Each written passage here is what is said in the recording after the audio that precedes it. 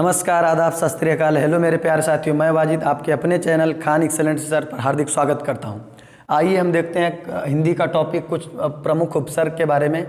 उपसर्ग सबसे पहले समझते हैं होता क्या है। उपसर्ग एक प्रकार का वह अव्यय है जो किसी शब्द के पहले जुड़कर उस शब्द के अर्थ को परिवर्तित कर देता है। उपसर्ग एक ऐसा अव्यय है जो किसी शब्द के पहले जुड़ता है और उसके पूरे अर्थ को परिवर्तित कर देता है, यही उपसर्ग। जैसे मान लीजिए हमारे सामने एक शब्द, छोटा सा शब्द लेते हैं जिसका नाम है वार।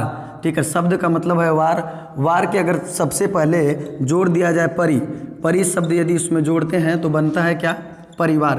परिवार का मतलब हो जाता है एक फैमिली। आप समझ रहे हैं, परिवार का मतलब सबका परिवार होता है। ठीक है, तो ये परिवार का अर्थ कुछ और है और इस वार का अर्थ होता है कुछ और। ठीक है, उसी तरह से बहुत सारे उपसर्ग आपके सामने लिखे गए हैं। तो इतना उपसर्ग एग्जाम में आता है, इसको याद करना बहुत कठिन है। ठीक है, परंतु उपसर्ग को हम एक आसान तरीके से आपको याद करा के दिखाते हैं और इन सब उपसर्गों को आप कैसे याद करेंगे देखिए। सबसे पहला उपसर्ग है आपके सामने आ, फिर दूसरा है अव। इसी तरीके से तमाम उपसर्ग लिखे गए हैं और अंतिम उपसर्ग पर ही लिखा हुआ है। जैसे दूसरा शब्द हम लेते हैं, यहाँ पर एक शब्द हमारे सामने है कार और इसके पहले लगाते हैं एक छोटा सा शब्द उप और बनता है क्या? उपकार। सबको पता है कि उपकार का मतलब होता है किसी का उपकार कर देना, किसी पर भला कर देना, और ये उप शब्द इस कार के सामने लगा, बन गया उपकार। उपकार का अर्थ कुछ और है परंतु इस कार का अर्थ भी क्या है? कुछ और है। सबको पता है कार का अर्थ क्या होता है दोस्तों। उसी तरह से तमाम उपसर्ग आपके सामने लिखे हुए हैं। इन उपसर्गों से भी बहुत सारे असंख्य शब्द बन सकते हैं जैसे आप बनाना चाहें। सभी शब्दों से कुछ न कुछ बनेंगे और ये शब्द इतने इंपॉर्टेंट है कि आपको आने वाले कॉम्पिटिटिव एग्जाम्स जैसे Uttar Pradesh police, SSC GD, लेखपाल, बहुत सारे जो उत्तर प्रदेश से रिलेटेड एग्जाम है या जिस एग्जाम में हिंदी आता हो उसमें आता है। खासकर 10वीं के बोर्ड के एग्जाम में भी उपसर्ग एक टॉपिक है जिससे 3, 4, 5 नंबर के क्वेश्चन उसमें भी आते हैं। तो हम सभी उपसर्गों को एक आसान तरीका से आपको याद कराएंगे। देखिए, सबसे पहला इसको हम पढ़ते हैं कि कैसे पढ़ा जाए इसको, कि सभी उपसर्ग दिमाग में रहे और आने वाले शब्द को तुरंत कैच कर जाएं कि हाँ उनमें यही उपसर्ग मिलेगा। जैसे एक उपसर्ग और हम लेते हैं, एक शब्द लेते हैं, जैसे लिख दिए दुशासन। एक शब्द लिखिए हम दुशासन। दुशासन शब्द में पूछे कौन सा उपसर्ग है, तो अगर यदि आपको याद नहीं होगा दुशब्द तो इसमें से आप खोज नहीं पाएंगे कि दुशासन में कौन सा उपसर्ग है। नहीं तो आपका दिमाग काम करेगा कि आप दुश मार दें ऑप्शन, ये वाला दुश कर सकते हैं, या इस तरीके से कहीं दुश लिख दे, इस तरीके से दुश लेगा, आप इसको सही कर सकते हैं। ये दुशासन में ये वाला शब्द आता है। यदि आपको दुश याद है तो आप आसानी से पकड़ लेंगे कि दुशासन में ये दुश शब्द उपसर्ग के रूप में आएगा। चलिए, इन सबको हम याद कराने का एक आपको सबसे अच्छा तरीका बताते हैं। आइए हम पढ़ते हैं उपसर्ग को एक अलग अंदाज में। आ, अव, उप, अप, अपि, अभि, अति, अधि, अनु, सम, सु, वि, निर, निस, दुर, दुस, प्र, परा, प्रति, परि। देखिए कितने आसान तरीके से इन सब उपसर्गों को हम पढ़ लिए। फिर से एक बार हम पढ़ते हैं, आप भी इसी लहजे में आप पढ़ें और आपको पूरा उपसर्ग याद हो जाएगा। देखिए, आ, अव, उप, अप, अपि, अभि, अति, अधि, अनुसम, सुवि, निर्निस, दुर्दुस, प्रपरा, प्रतिपरि।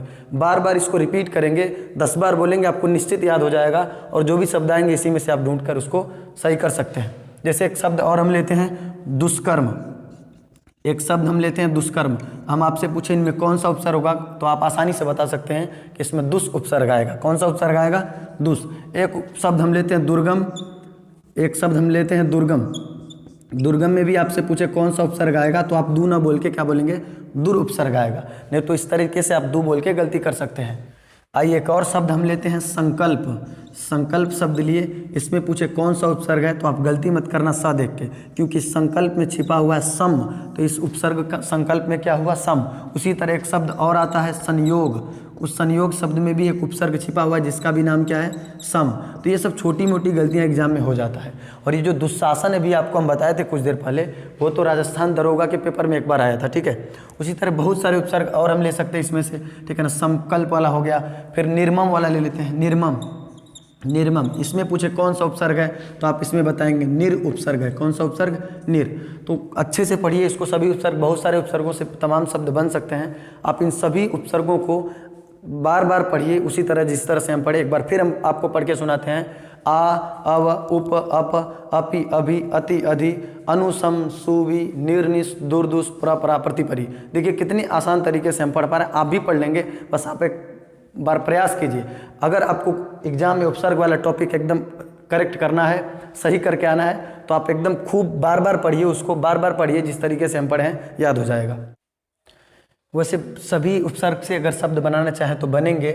उप से भी बनेगा, उप से उपकार होगा, उपयोग होगा, अप से अपकर्ष होगा, अपि से अपिधान होगा, अभि से अभियोग होगा, अभिजात होगा। हर शब्द से आप कुछ न कुछ बना सकते हैं, सब आसान शब्द हैं। परंतु ये जो दुस है, दुर है, निस है, निर है, इन शब्दों से जब क्वेश्चन आते हैं तो वहाँ पर कन्फ्यूजन होता है बच्चों को। तो वो कन्फ्यूजन हमने बहुत आसान तरीके से आपका दूर कर दिया है। आप इसको पढ़िए, याद कीजिए और मिलते हैं फिर नेक्स्ट वीडियो में। यदि वीडियो आपको बहुत अच्छी लगी हो तो आप लाइक कीजिएगा, सब्सक्राइब कीजिएगा और बेल आइकन को भी दबाइएगा।